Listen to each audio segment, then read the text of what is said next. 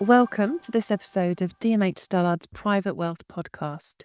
I'm Jenny Ray, a partner in the Wills, Estates and Trust Disputes team, and I'm joined today by Ingrid McLeave, a partner in our private client team who specialises in tax and succession planning. We're recording this episode in December, so in the festive spirit, we're talking about all things giving. And this is in the context of what we're witnessing at the moment in terms of an historic shift in wealth. So the great wealth transfer taking place, which is expected to see around £5.5 trillion passed down from one generation to the next by 2050. We're also seeing record IHT receipts being reported by HMRC. It's perhaps therefore unsurprising that many people are looking for ways in which to pass on their wealth in a tax efficient way. And today we're looking not just at transferring wealth between generations and within families, but also at charitable giving. The charity Remember a Will recently reported that almost a quarter of all wills prepared by professional will writers contain charitable legacies. So there may well be tax benefits to doing this, but it also appears to be part of a wider trend towards philanthropy and supporting good causes in difficult times. So, Ingrid, good morning. Good morning. That's quite a lot to get through. I don't know where we should start. Do you want to outline the sort of general rules in relation to inheritance tax for us first off? Yes, I think that would be a very good idea. Basically, inheritance tax is a death duty. You pay it as an individual, on the excess above your nil rate band, which is £325,000 if you don't own a home. Now, if you own a home, there's an additional tax relief, which is your residence nil rate band, and this is on properties up to the value of £175,000. So you get tax relief, obviously, at 40% on that. So that means that if you've got a house worth 800,000, you're only going to get relief up to the first 175,000. If you've got a property that's worth 80,000, then that tax relief will be restricted up to the value of your property. Now, everything above that as an individual, so if you own a property, you're going to have a tax relief up to 500,000, and everything above that, if it's not a charitable legacy that you're leaving in your will be charged at 40% inheritance tax. Now, there are sort of a number of tax reliefs. If you're married or in a civil partnership, then you get spouse exemption, which means that you don't need any of that, either 325,000 nil rate band or the residence nil rate band of 175,000, because you're transferring everything under spouse exemption. Now, because you're using your spouse exemption, on the second death, the surviving spouse can claim your unused nil rate band and your unused residence nil rate band, which means that as a couple, civil partner or spouse, you can have a total tax relief of £1 million before you even start paying inheritance tax. Now, there are obviously other reliefs. If you own a business, a trading business, or an agricultural business, then there are tax reliefs, but I think possibly we're going to be dealing with that a little bit later in this podcast. So those nil rate bands and the basic rates that we pay IHT at, those haven't changed in the budget, but we've seen, I think the current rate was set in something like 2009, and is it frozen now until 2028? So it might be why in real terms we're seeing IHT receipts go up and people are feeling that a greater percentage of their estates is falling into that taxable pot. So what can people do then if they want to pass on wealth, perhaps in their lifetime? Are there ways of giving away assets and wealth in your lifetime that have tax benefits? Absolutely, Jenny. If you make a gift of up to £3,000 a year, then for each tax year, then that falls out of your estate immediately. The first year that you actually start that process of giving, if you haven't made a gift in the previous year, then you sort of get double the annual exemption of 6,000. Now, there's also gifts that you can make on marriage. If it's your own child, you can give them £5,000. If it's a grandchild, it's 2,500. And if it's somebody that's not directly related to you, then anybody who gets married, you can make a gift to them of £1,000 and it falls outside of your estate. Now, there's also, in addition to that, you can make gifts of £250 within the tax year to any single individual without that falling within your estate on death. And you can also, if you have surplus income, as in income that's is in excess of your expenditure, your annual expenditure, then you can give as much of that away as you like, but it has to form a pattern. You've got to give it regularly to maybe your children, maybe once a year, once a month, you give them an amount. And provided you can, or your executors can establish that it is indeed gifts out of surplus income and you haven't dipped into any of your capital accounts in order to either pay your expenses or pay those gifts, then that falls outside of your estate again entirely. Now, if you make gifts outside of the scope of the ones I've just mentioned, then you have to survive 7 years for that gift to fall outside of your estate. So in effect, on your death, if say, for example, you gave 100,000 to one of your children 1 year, 100,000 to the other, and you died a couple of years later, then that 200,000 would be deemed to still be part of your estate and taxed at whatever tax rates applicable to your estate. So these matters have got to be very carefully negotiated. And also, there's another important part. Obviously, you've got this nil rate band, which is really valuable, of 325,000, and you only have that given to you every 7 years. So if you make, say, for example, you gave one child a gift of 325,000, and then the other child the next year a gift of 325,000, the first child would gain the benefit of your nil rate band. The gift to your second child is in excess of your nil rate band, and so that gift would be charged at 40% inheritance tax. And the default position is that the recipient of the gift has to pay the inheritance tax. So in effect, you've given one child 325,000 tax free, and you've given the other child 325,000 pounds, which they have to pay 40% tax on. Yes. Now, obviously, there are ways of, again, negotiating that, usually during your will. Can you tell me, Jane, do you have incidents where there's disputes in relation to giving? Absolutely, yeah. So disputes in relation to lifetime gifts seems to be happening more and more frequently. I think just listening to the advice you've given, it is quite complicated, and it's going to really depend on your own circumstances, and presumably careful advice, planning, and record keeping is going to be key to making sure you maximise all of those benefits. In terms of disputes, I think what we also see are disputes in relation to whether or not the gift was validly given, whether there might be, for example, issues about capacity.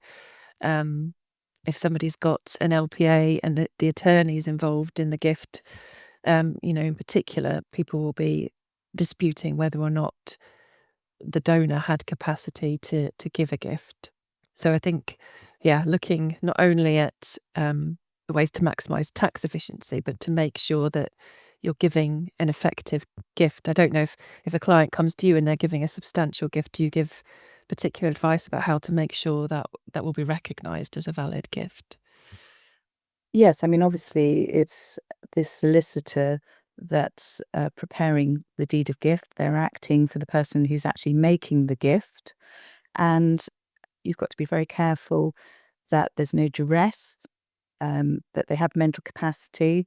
They're not having their arm twisted Yeah. by one of the children, and they're making the gift freely. So I would normally suggest, because often HMRC try to argue it's a loan rather than the gift, that they actually prepare deeds of gift. Mm.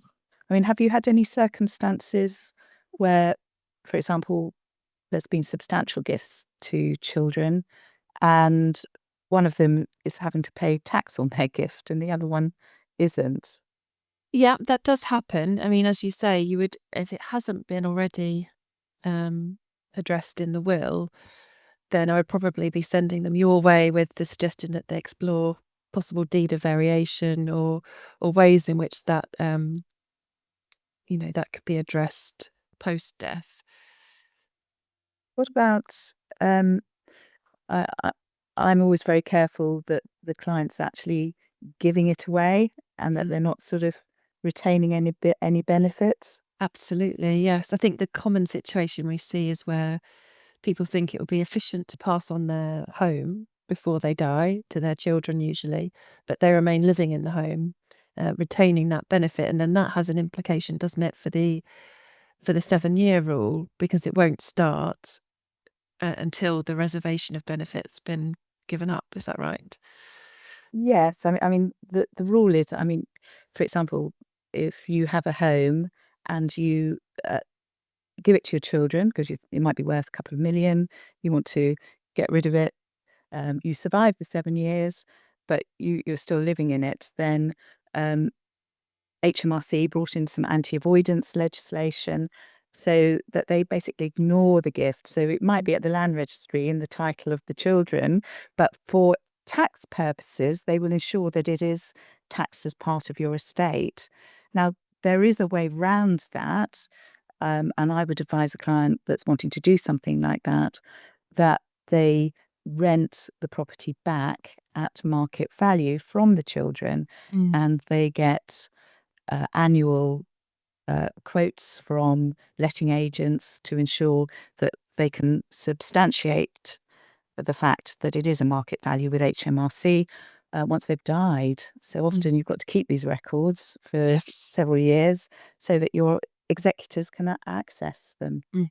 Do you use deeds of variation? You mentioned that at all. It's always a useful tool to consider when we're trying to resolve disputes, particularly if people want to agree a settlement and there can be added benefits to the settlement of arranging the estate in a tax efficient way. Um, I think there are time limits, aren't they, within which you can ha- make use of tax benefits from a deed of variation. So it would normally be within 2 years of the date of death that we would particularly look at deeds of variation. Um, Yes, I mean, deeds of variation are extremely useful. Usually, um, from a non-contentious perspective, it would be the individual that's receiving the gift from the deceased, Mm. whether that be the whole estate or a legacy. And usually, from my perspective, it's for tax reasons that they want to redirect their inheritance because, they might be 60 or 70 themselves when their parents die, and they have an inheritance tax issue in their own estate. So if they receive their parents' inheritance, then all it's going to do is on their death in perhaps a decade or so be taxed at 40%.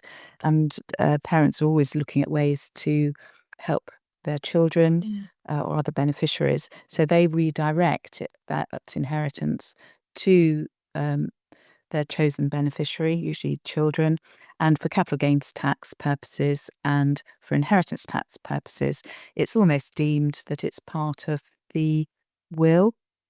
Yes. Yeah.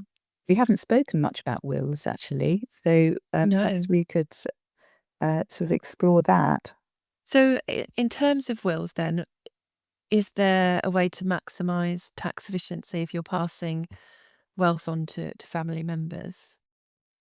Well, I would, if there's substantial wealth, I would look at what that wealth represents. So, for example, uh, if there's assets that would attract business property relief, which is 100% tax relief up to £1 million for an individual on uh, trading businesses. So that might be a company, sole trader, partnership.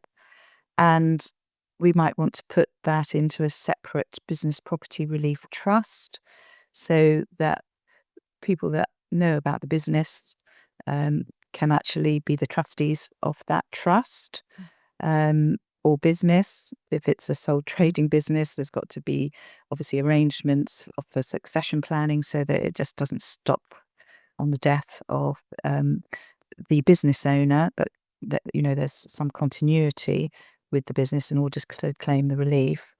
And very very topical at the moment with farms and businesses generally, the budget, whereas previously you used to be able to claim 100% relief. It doesn't matter whether your business was worth 1 million or 20 million, you did the whole thing, provided it was all trading, would qualify for 0% inheritance tax, which means that you didn't have to sell your business or your land in order to pay the tax. And that's obviously very good for the economy. Now, the Labour government has just changed those proposals, or changed the law, Mm. so that every individual just has £1 million, which is 100% tax free, and they get a 50% tax relief, which is an effective rate of 20% inheritance tax on anything above that. And interestingly enough, it's not actually transferable between husband and wife. Right. So the reason we would want to put it into a trust rather than to a spouse is that when the spouse dies, if they're also a business partner, they're going to lose that relief. So Mhm. um, my suggestion to farming communities, businesses, is always look, if the business is sufficiently valuable, to ensure that your spouse or civil partner actually owns more than £1 million worth of that asset, because then in effect you'll get two reliefs. Yes. Um, so it's very interesting. I mean, obviously, from a dispute, I can see it from a dispute perspective. I can see that where there are very valuable businesses, they might end up making lifetime giving to their children, or going into partnership with their children, or dealing with family investment companies, which I'll explain a little bit later. And that's going to lead to disputes. Yes, absolutely. I think particularly with farming families, we see a lot of disputes. I think it's often run as a family business, and they have informal arrangements usually as to how assets are going to be passed on. We often see claims involving proprietary estoppel where promises are made and people work in the business for a long period of time. And then there may be disagreements about what was promised, how things ought to be left. So, yeah, absolutely endorse the idea of setting up formal arrangements and taking advice and ensuring that everybody knows what is to happen with assets and with the running of the business. Do you sort of have much to do with charitable giving and issues in relation to that? Yes, so in terms of charitable giving, as we said, that 1 in 4 wills now contain some form of charitable legacy. It seems that something that people are wanting to do increasingly so. Obviously, there's different levels of giving. Some people may be a fixed legacy, and other people may be putting in significant sums into charitable trusts or outright donations to charities.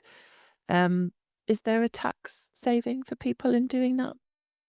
Yes, I mean, any gift to a charitable, to a charity or for charitable purposes would be tax exempt, so you don't pay any inheritance tax on the actual gift. And if you give um, at least sort of 10% of your net estate to charity, the balance of the rest of your estate, so you get a total exemption on the actual charitable gift, and the rest of the estate gets 10% discount. So yes, it's very valuable. Yeah. So we often see disputes in relation to the purpose of the charitable giving, particularly if, for whatever reason, it's not been possible to give effect to people's wishes. There was a really interesting case came before the courts last year involving the National Fund, which was a charitable trust set up shortly after the First World War with the aim of eradicating national debt, which I think at the time in the 1920s was something like £7 billion. And so a number of very wealthy families in England, I think anonymously at the time, but we know now through these court proceedings that people such as Gaspar Farrar, who was a partner at Barings Bank, donated sort of £500,000 to this fund. And in 2020, the Attorney General thought it's time that this should be applied to pay off the national debt. But of course, by this time, the charitable trust had grown to around 600 million, whereas the national debt was something in the region of 2.3 trillion. So a drop in the ocean, and impossible for the objects of the charity to actually be met. It was not going to pay off the national debt. So there was a dispute, therefore, as to whether the funds in the charity should be reapplied to some other charitable purpose or whether they could be used to pay off the national debt. So I think it's just a lesson in making sure, if you are giving, in particular, substantial sums to charities or into charitable trusts, that you think carefully about who the charity is, what would happen if that charity were to no longer exist at the time of your death. Do you want to include substitute charities or general charitable purpose that can easily be reapplied should it not be possible to give effect to your original wishes? I mean, a lot of people don't even bother with wills. I think the statistics are Yeah. quite high. Yeah. And I mean, spouses assume that they're going to get everything, but of course they don't. And then the statistics again are that people live together and they don't bother to get married or have a civil partner. What sort of experience and how do you settle things like that? Where perhaps a partner's been made homeless. So there is some protection for cohabitees and spouses if no will has been provided. Obviously, spouses would receive a substantial proportion of the estate through intestacy rules in any event, but unmarried cohabitees wouldn't receive anything. So the Inheritance Act provides recourse to those people to claim for reasonable financial provision. But of course, it involves having to make a claim, having to incur legal costs. And so it's much better to think about these things beforehand and to, plan and prepare and make sure that you don't leave somebody in that situation. So there's lots and lots of ways that people can pass on their wealth and they can give during their lifetime and through their wills and in tax efficient ways. But what are the key takeaways for you, Ingrid, if you're wanting to advise people how they can think about giving away their wealth? Well, I think first of all, they need to look at lifetime giving. So as a recap, that's gifts through marriage, 3,000 a year, up to your nil rate band you can give away, but it will use up your nil rate band if you don't survive the 7 years. Not retaining benefits within the gift, so you can't sort of have a very valuable painting, give it to your child, and then keep it on your wall or remain in occupation of your house. I think apart from outside of the sort of lifetime giving, and obviously there are capital gains tax considerations to be thought about if it's a chargeable asset that they're giving away. So tax advice needs to be taken because a gift is a deemed disposal for capital gains tax. So there's those kinds of issues. And then obviously ensure that you've got a will. If you want to do some further tax planning, then you need to take advice, find out about the various tax reliefs on death that are available, and ensure that your will is drafted in such a way as to maximise that, and spend as much money as you enjoy life before you pass. Spend it. That's a very good tax planning rule, isn't it? So no, there's no one size fits all plan, is there? So take advice from professionals, keep good records, and I think with charitable giving, I would say, in particular from a avoiding disputes point of view, if you're giving a significant legacy to a charity, is work with that charity closely and ensure that that your wishes are carried out in the way that you want them to be.